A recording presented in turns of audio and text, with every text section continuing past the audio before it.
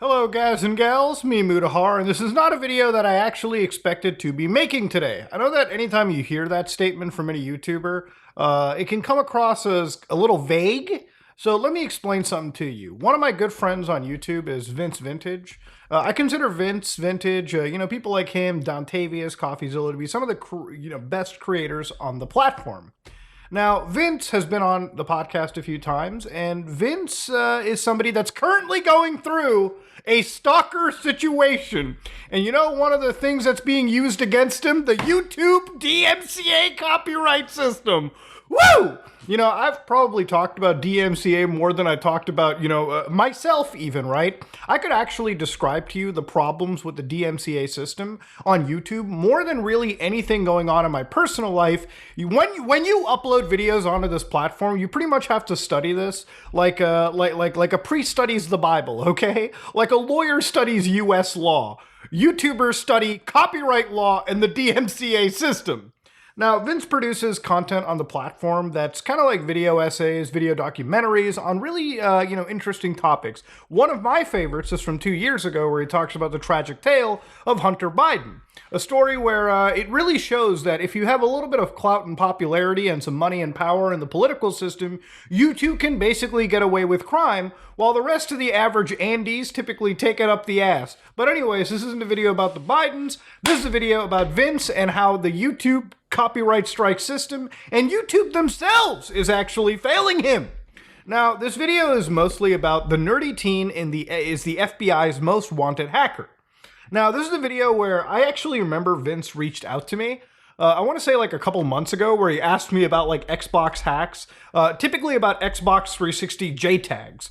So at this moment in time, I kind of piqued my interest a little bit. I'm like, anybody talking about Xbox 360 hacks?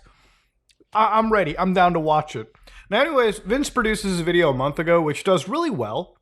And in this video, he covers an individual connected to not just console hacks, but hacks against the US government. So somebody who's done some pretty serious shit. Now, in this video, Vince asks this individual for an interview, right? He thought I could ask this guy for an interview because he already gave an interview for like a podcast or something, right?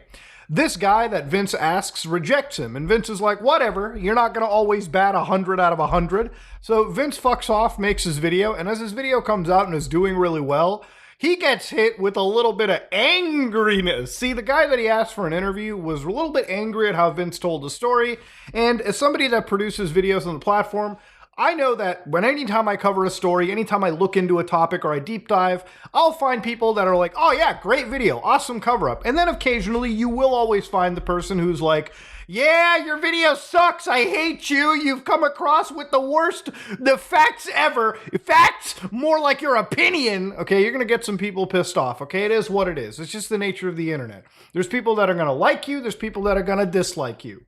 What you don't expect is when that person goes so unhinged that they start filing false DMCA strikes on you. Now, Vince had effectively woken up to one of these strikes, one of them by Adam Chester 3 at proton.me. Now, this individual, Adam Chester's name, I should just re-stress, is not the same name as the person who had a problem with Vince. See, this video got taken down by this random individual. Now, Adam Chester 3 at proton.me already hits my red flags up. I already can tell you that this may not be a legitimate account, but for anybody wondering what that Proton is, proton.me, Proton is Proton Mail, which is an anonymized email service that's designed to help you protect your privacy, right?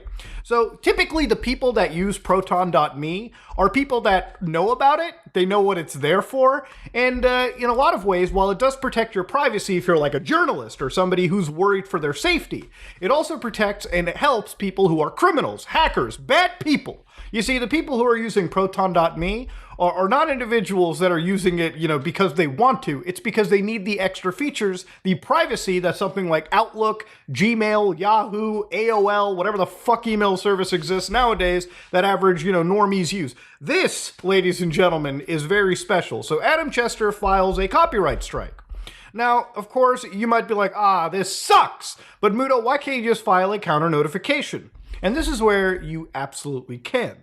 Now I'm going to explain how the YouTube copyright strike works for the 900th time on my channel. Okay, YouTube has a form that anybody can fill out that claims that they are the owner of content uploaded to YouTube. So let's say somebody uploads like a minute of, I don't know, let's say Starfield footage on the internet, okay? A game from Bethesda Game Studios. Now, the owner of that footage is Bethesda, okay? Bethesda, ZeniMax, any company associated in that umbrella. Now, what happens with the YouTube DMCA system, and this is why it gets so broken, somebody could take that same form and say, my name is Michael Hawk, and then give some fake bullshit address, fake information, and file a DMCA against somebody who uploaded a minute of that footage. Now, that minute could be transformative, it could have whatever.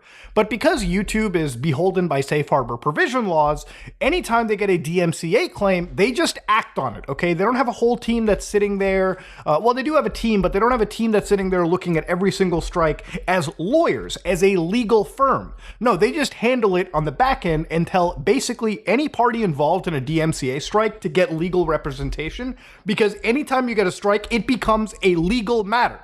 So Vince, who's intelligent, he's done this, he got a law firm. Now, any YouTuber, who has, the bucks to spare will get a law firm, okay? Because generally with a law firm, you can get a lawyer to actually fight or counterclaim on your behalf. So the reason why you would want to do that is because it obscures you from that person, okay? It creates an extra layer of anonymity, right? You don't have to give your personal information. You can just give the office information of a law firm, which is a million times safer.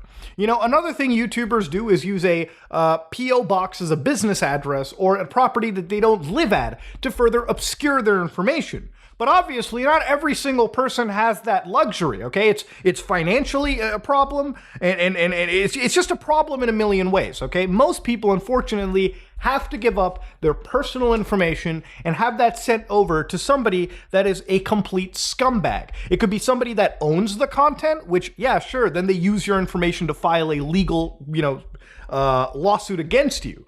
But if it's some troll on the internet like this, well, they just get access to your whole information. And time again, we have seen in certain cases, this information, if it's sent to a troll, it could then be shared around to other trolls, to other assholes. So anyways, looking at this situation, ladies and gentlemen, Vince gets a law firm. The lawyer actually writes this entire thing out, and then this is what I just learned. YouTube will not let you put a signature in unless it's the full legal name of your Google account. So, ladies and gentlemen, in every way, you have to give up your name to other people, okay? No matter what. Now, for me, that's not a big issue. My name's public information anyways. But for somebody like Vince, do you actually think Vince Vintage is his last name? Would anybody watching his channel for the first time, a troll, actually believe that Vince Vintage or Vintage is the last name? That's a pretty wild last name to have, okay? Now, this is where things get wild, okay? Typically around this moment in time, Vince comes up to me and a couple other YouTubers, and I don't want to mention any other names because I feel like if you want to throw your hat into a ring like this, it should be of your own volition. But anyways, Vince comes up to me and I say, oh yeah, sure, I'll help you, because we've got some contacts that can help him out at YouTube. So we end up linking him up to people that are working directly at YouTube. And I figured at this moment in time, okay, this is obviously a copyright troll. This is a fucking, obnoxious stalker. YouTube should hopefully be able to fix this. But they did it, because literally like a day ago, Vince actually made a video where he asked and detailed the situation, where he not only showcased that one strike occurred, but there were multiple other strikes ready to happen. So this individual that he's going after, the Xbox hacker, which we'll name, he ended up getting a private investigation firm that gave him like a 130-page something fucking spread about all this person's history, okay? Their life is not exactly the greatest life, and again, I don't want to laugh at anybody's situation, but it makes sense why he's going after people this hard. This man wanted to be in control of this story, and because he wanted to be in control of this story so bad, and I don't know what it was, maybe it was Vince, as he puts it, asking for an interview in the first place, which brought this bullseye on his back. But when his video came back, that Nerdy Teen is FBI's most wanted hacker, he ended up getting like over 3 copyright strikes. And now his channel is actually sitting in a deletion limbo. If these strikes do not get resolved, Vince loses his YouTube channel, Vince loses the ability to create further YouTube channels, and this man's entire livelihood goes into complete nothingness. It's not even his livelihood, it's this man's internet legacy that obviously matters more to him than any dollar amount. That's one of the things that he wants. And I think every creator can absolutely respect that. So to understand in this situation, another user came up and filed other copyright strikes from a Proton mail address. See, the crux of this anger comes from the fact that when it comes to the DMCA system, any scumbag can just file one against you, okay, without any information whatsoever. And I get it, YouTube is following the base safe harbor provisions, but if somebody files a DMCA claim YouTube under the name Michael Fleming, okay, for instance, why the fuck do you not have a simple requirement of sending in a government-issued ID, a passport, something to verify that name entirely, okay? Because it really shows that the DMCA system as it exists right now, not just on YouTube, but every platform, the burden of proof pretty much is only put onto the actual person being accused. In this situation, if somebody claims that they own 1 minute of that Starfield footage, then they better prove that they are who they say they are and they are affiliated with the company making that claim. Some letterhead to showcase that Bethesda Game Studios sent something, a letterhead from ZeniMax, a government-issued ID from Todd fucking Howard, something to prove that the person making the claim is legitimate, true and honest, and this claim is just not a frivolous waste of time.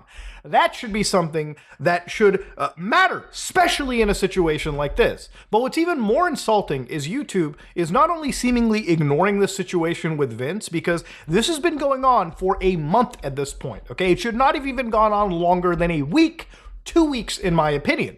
But beyond the situation taking so long, the big problem is ultimately the person giving up their information is Vince. And what's really scary in this situation is Vince and his fiancée are actually in danger, in my opinion, because they've had to move their location. They've had to take extreme measures to hide from an internet stalker, all because YouTube does not just clamp down on this situation right there and then. And I get it, there's a million reasons why YouTube probably is, you know, there's a lot of bureaucracy that goes with a big tech company, but this is so cut and dry, it's not even funny. This individual who's ruining Vince's life is somebody that is literally taking advantage of a web form, a tool that unfortunately puts so much burden of proof on the accused versus the accuser making the claim that it's not even funny. Ladies and gentlemen, this is me, Mutahar, and hopefully Vince's situation gets resolved. As always, anytime there's a big YouTube issue, anytime there's a problem with this platform, I always like to talk about it on my channel, not just as a signal boost, but almost as an educational piece for people watching it, okay? Because these are things you have to worry about if you're a creator. And ladies and gentlemen, it's just one of those big problems. You know, every day I want to wake up on this platform and I just want to sit down and make videos and cover stuff. There are actually stories that I haven't covered, like stories that are literally sitting on my laptop's note file, because I literally just write down cool topics from time to time. The reason I haven't covered some stories, actually some 4chan stories, is because of unhinged individuals that would do what is happening to Vince to me. And, you know, obviously we could get a legal team and fight, but to understand, a month spent doing that is like a year off of your life. It's that stress. It's that much stress. But ladies and gentlemen, this is me, Mutahar, and it's a shame that this is happening to a good friend of mine. And I hope YouTube resolves this. I hope this gets signal boosted enough. Ladies and gentlemen, if you like what you saw, please like, comment, and subscribe. Dislike it if you dislike it. I am out. And if you want to actually know the full grim details, Vince's video, you should definitely watch it. I actually omitted some things from this video, so you should go out and check it because it is a wild ride.